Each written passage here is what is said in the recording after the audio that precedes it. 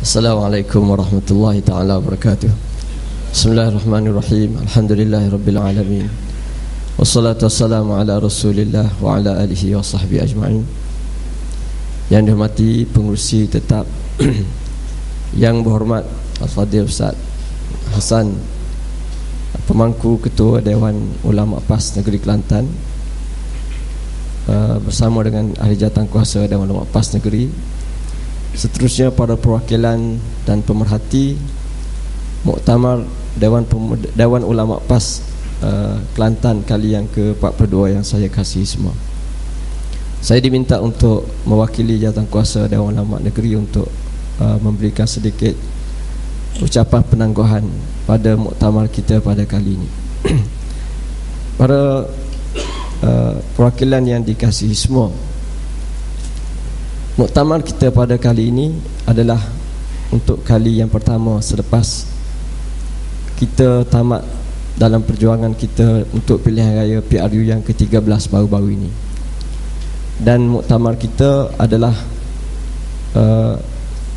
kita berbincang untuk menentukan perjalanan kita untuk jangka panjang kita yang kita tahu, dan untuk jangka pendek kita untuk kita beradab dengan PRU yang ke-seterusnya pada 5 tahun lagi kalau ikut kiraan politiknya.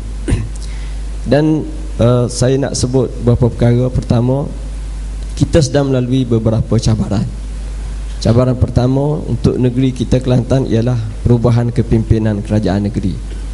Daripada kepimpinan Tok Guru yang merasmikan program kita tadi, kita duduk di bawah Tok Guru sebagai Menteri Besar selama 23 tahun. Satu tempoh yang cukup panjang, dan kadang-kadang melekakan kita bahawa beginilah keadaan yang akan berlaku selama-lamanya. Tetapi Allah Ta'ala menentukan bahawa semua itu akan berakhir dan Allah Ta'ala ganti dengan yang baru. Sebagaimana para sahabat terpaksa berhadapan dengan perginya Rasulullah SAW. Jadi di saat inilah kita perlu pada kekuatan, dan kekuatan tersebut ialah kita memberikan sokongan yang sepenuhnya kepada kepimpinan baru yang akan memimpin negeri Kelantan dan menjadi wajah depan PAS Malaysia. Kelantan tinggal satu-satunya negeri sejak dulu, kemudian mari negeri Terengganu, Terengganu pergi mari negeri Kedah, kemudian Kedah pergi, tinggal Kelantan seorang untuk menjadi wajah depan kepada kekuatan PAS untuk dilihat oleh seluruh negara kita Malaysia. Jadi dalam tempoh yang baru ini, maka orang yang pertama yang harus memperteguhkan sokongan kepada kerajaan negeri di bawah kepimpinan baru tak ada orang lain kecuali kita daripada Dewan Ulama. Kerana kitalah yang memimpin negeri Kelantan sejak dulu di bawah kepimpinan ulama, dan alhamdulillah kepimpinan baru pun ulama juga. Dan Datuk Mak ni adalah orang besar di Dewan Ulama PAS Pusat yang kita akan pergi pula bermuktamar di sana. Jadi marilah kita sama-sama dalam muktamar ini memberikan sokongan yang penuh untuk terus mempertahankan kerajaan negeri di bawah kepimpinan baru, insya-Allah. Dan yang kedua, pada muktamar ini juga ada pemilihan yang kita telah buat pemilihan tadi, dan kita tahu bahawa tadi pun perwakilan macam telah sebut, hari ini kita kehilangan permata ulama-ulama yang nama dia disebut di negeri Kelantan. Dan kita mohon Allah Ta'ala, kita doakan Allah Ta'ala tempatkan beliau di tempat yang utama di syurga Allah. Dan dalam beberapa bulan lepas, Ketua Dewan Ulama Negeri Kelantan, Datuk Mat Yang Uzur, dia juga telah meletak jawatan, dan Al-Fadhil Ustaz Hasan telah memangku jawatan tersebut. Dan hari ini secara rasminya kita membuat pilihan yang baru. Dan maknanya setelah tempoh yang agak lama, kita akan berada di bawah kepimpinan baru yang akan diumumkan setiap kali. Jadi kita akan terus nyatakan sokongan kepada Dewan Ulama Negeri Kelantan, insya-Allah. Dan tuan-tuan semua kena yakin, kita, Allah Ta'ala anugerahkan kita bumi Kelantan sebagai bumi yang Allah Ta'ala pilih, sebagaimana Allah Ta'ala pilih bumi-bumi yang lain untuk menjadi tempat suburnya bumi tersebut dengan ilmu para ulama. Dan di sebelah Asia ini,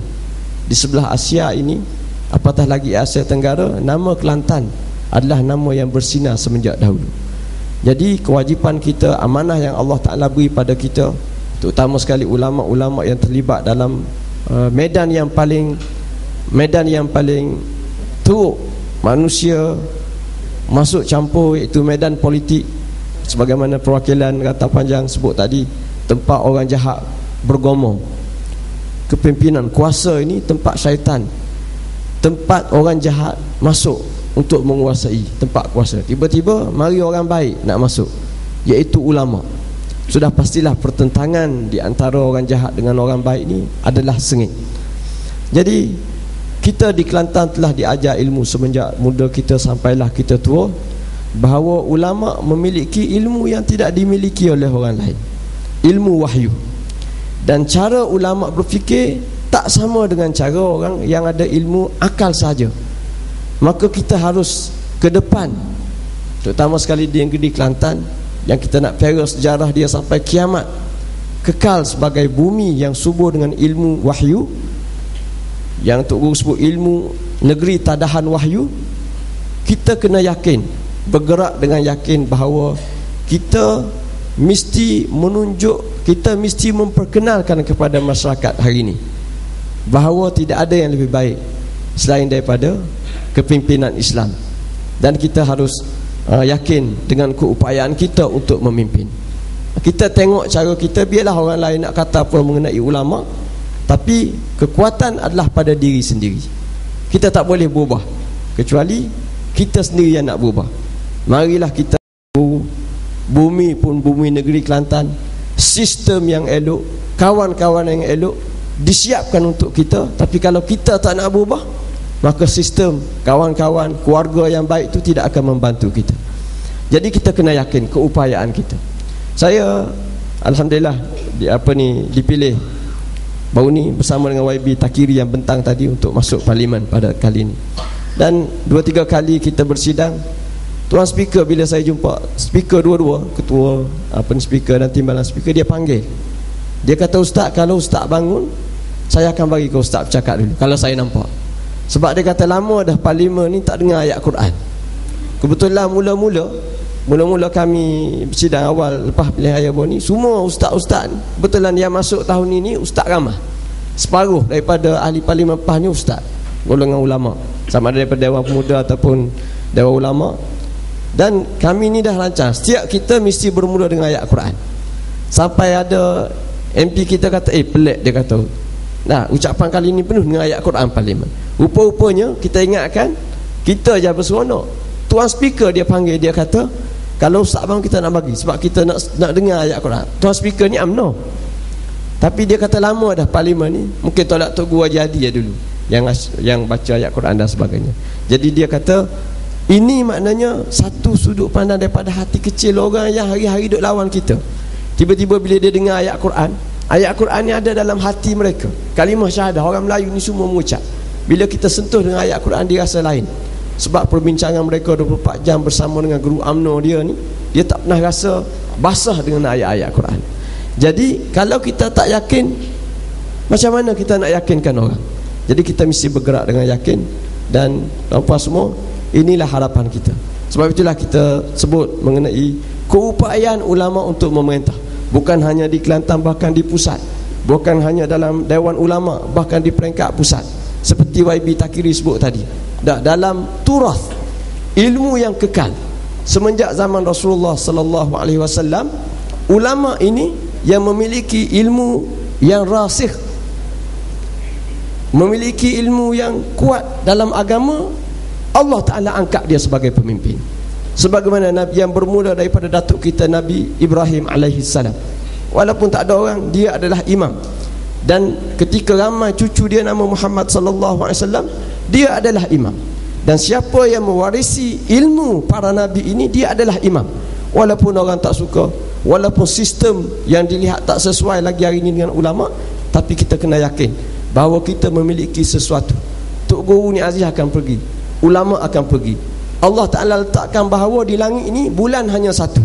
Tetapi bila bulan tak ada, akan tetap ada yang memberi petunjuk hidayahnya. Walaupun bulan tak ada, Allah Ta'ala siapkan bintang-bintang. Dan bintang-bintang itu adalah kita semua. Ashabi kan nujum. Nabi tak kata ashabi kal badar, sahabat aku seperti bulan, kerana bulan tu Nabi sallallahu alaihi wasallam, tapi di sisi Nabi adalah bintang-bintang. Jadi kalau tidak ada ulama satu, maka di sana di bawah ulama yang utama ini ada lagi ulama-ulama yang bersifat bintang-bintang tersebut. Sebab itulah dalam perbahasan mengenai mujaddid yang Nabi sebut dalam hadis mengenai tajdid, setiap 100 tahun akan lahir seorang. Ulama kita bahas, sebab ada di antara, ada masanya dalam 100 tahun tu tak tahu nak kata siapa ulama ni, sebab setarah belaka. Maka disyarah bahawa kadang-kadang Allah Ta'ala akan hantar seorang tok alim, dia jelas dia ni mujaddid, tapi kadang-kadang Allah Ta'ala tak hantar. Jadi ulama kata mujaddid tu boleh jadi ramai-ramai. Semua kita adalah mujaddid. Kalau tak ada satu, maka semua kita adalah mujaddid, satu gerakan. Sebab itulah ulama kita sebut gerakan Islam adalah mujaddid pada kurun ini. Bukan hanya seorang tak mampu nak bawa umat hari ini, seorang ulama. Yang mampu ialah sebuah gerakan Islam, dan gerakan Islam ini mesti dipimpin oleh para ulama. Jadi kekalkanlah keyakinan itu. Walau badai melanda, ketika saat kita semakin hampir dengan Putrajaya, ketika mana banyak orang nak pergi kepada kepimpinan, ulama kena yakin sampai bila-bila mereka ada keutamaan, bukan satu benda yang wajib, tapi keutamaan. Seperti yang Dr. Takiri sebut tadi, dalam turas ilmu kita, ilmu wahyu adalah syarat yang memberi keutamaan kepada para ulama untuk menjadi pemimpin, sama ada pemimpin menuju akhirat ataupun memimpin untuk dunia ini sampai ke akhirat. Jadi saya sesakat itulah sebagai ucapan penangguhan. Semoga Allah memberkati muktamar kita pada kali ini, insya-Allah. Wabillahi taufiq wal hidayah. Wassalamualaikum warahmatullahi taala wabarakatuh. Takbir. Allah.